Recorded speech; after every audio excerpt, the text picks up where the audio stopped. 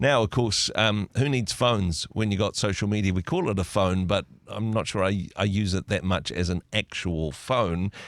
And for the younger generation, when should they be able to connect with social media? For somebody in Australia, honestly, they've got the jump on us a little bit. They've already brought in age restrictions for social media, although honestly, I'm not sure it's going to work. Joining me in the studio, former Mozzie, now head of digital here in New Zealand, Justin, kia ora. Kia ora, Andrew. Sorry, that's a very long intro from me. No, that's very funny, but I will just go out there and say, was never a Mozzie. Always a proud Māori of Aotearoa. Well, exactly. You just happen to be a resident on Australia. But I just wanted to get the thing here. Have the Aussies caught us napping on this one? Have they got this absolutely brilliant idea that's going to solve all of the mental health issues to do with social media and young people, or is it just not going to work? No, far from it. And this is not where Australia have put together, yes, something that is bold and audacious, and is not the first time that Australia have taken on the tech giants. Yep. I mean, we rewind 3 years. They did so around news and publishers and publications. That didn't work either, just saying. Exactly. Yep. And so, I mean, yes, politically, maybe a great move, but in terms of a tangible solution to the problems that we as a society globally are facing with our children and the way in which they engage with social media, no, far from a solution. And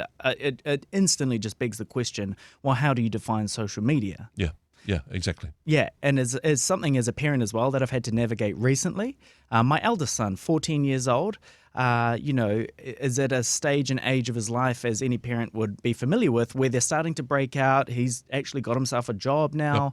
Yep. His friends, they're doing things on the weekend. And so, hey, what are we doing after church on Sunday? Or what are we doing, every hour of the day he's looking to fill with engagements with his friends. And if he's not, then he defaults to the communication devices.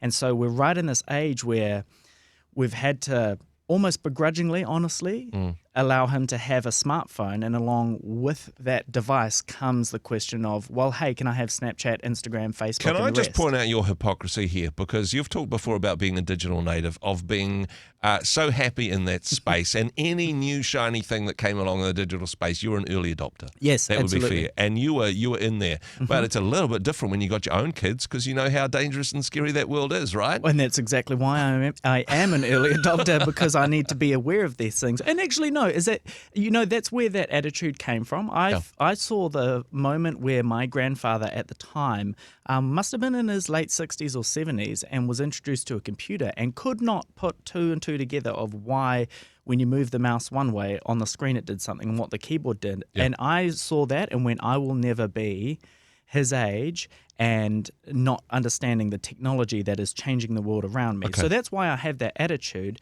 and it has positioned me, fortunately, in a place where social media, digital, just in general, and the internet, computers, hardware, software, all of it, I'm across and have a really good understanding of, and it's really helped me shape the way in which I have navigated allowing my own children to engage with social media.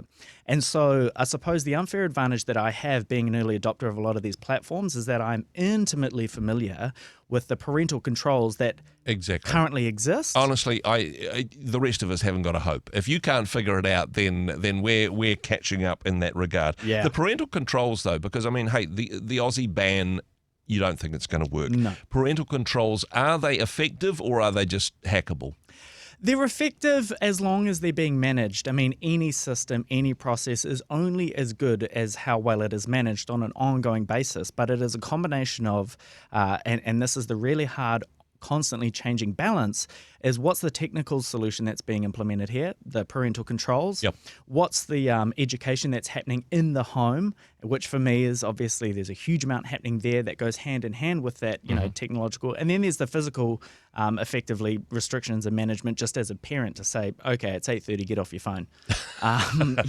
Technical things aside, because one of the things with the suggested, bill in Australia is A, that definition of social media, and B, as we've seen with so many different things in the past where you just suppress anything, alcohol, in the early 1900s in the US, you drive it underground. And so your children, sure, while they might not hang out on Snapchat and Instagram anymore because they've managed to get this bill through, they're just going to find other places. Where cool. You don't now they're in 4chan. Exactly. That's not where that should not be the answer to any question. Correct. Actually, and that aspect of making it forbidden fruit.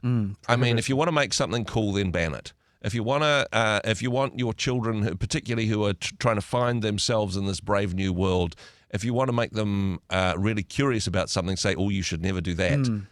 That's kind of. I mean, that's how it worked when I was a kid, and it's still the same. We've just got different technology. 100%. Prohibition, absolute fallacy that it'll be effective, and especially when you talk about the youth. And so that's why I think it is that perfect balance of, and very hard to achieve, the technological solution along with the education. And I'm lucky because my eldest understands these things.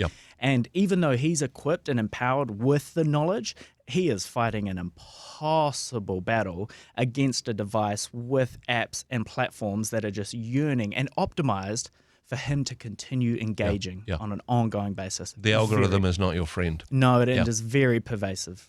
That balance, I suppose, because, you're a dad, and for parents to be involved, and this is where I think the Aussies actually got it wrong, rather than going, well, we're going to ban it, or we're going to make this a legal solution, or we're going to make it the problem of the social media companies. Instead of saying, hey, grown-ups, how about you be the grown-ups in this situation? How about you engage with your children about what they're doing online and who they're with and what they're doing? I mean, that level of social responsibility is perhaps what's missing here. Even for somebody who is as equipped as you are in this space, though, you want your children to thrive. Thriving in this current world has a digital component to it. You want them to run fast and break things, to quote the poet. But you don't want them to get broken in the process. There's a little bit of letting go, as it is with all parenting, I suppose. Yeah, absolutely. And we talk about building resilience within a safe space.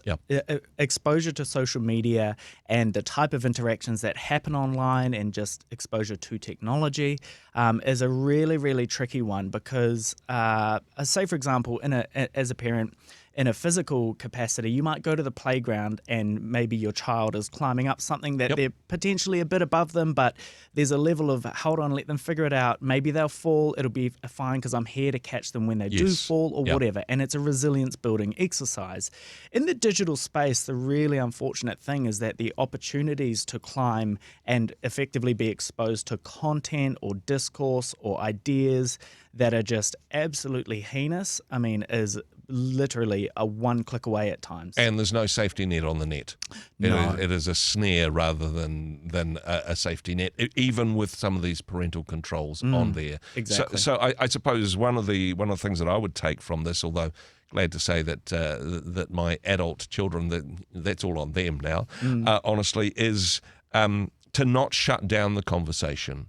If you ban it and you say, oh, you shouldn't be doing this, if you're the disciplined parent in this one, but hey, be in that space with them. Have discussions about what they're seeing on social media. Talk to them about what they like, what they don't like, the good, the bad, and the ugly of what they're engaging with. If you're not in the conversation, you're not even... you can't be the solution. 100%. 100%. We cannot. There is no way on earth that you can control what your children will be subjected to on the internet. But what you can help influence is their response to it and the values that you instill in them at a young age. To go, well, how do I handle, receive, and process whatever it is that I am being exposed? Yeah, no, hey, such good wisdom and advice. And hey, maybe the Aussies need to watch this online. Check it out, rhema.co.nz. Justin, thanks for joining us. Yeah, kia ora. Hey, thanks very much for joining us in the Rhema studio. Thanks very much for watching the interview. It's kind of nice to have an audience, actually. And if you did like what you watched, then do give us a like, do give us the thumbs up. And if you'd like to see more interviews like that one, or perhaps even better, subscribe and those interviews will come straight to you. Don't forget to turn on your notifications, and we'll see you in the next one. Cheers.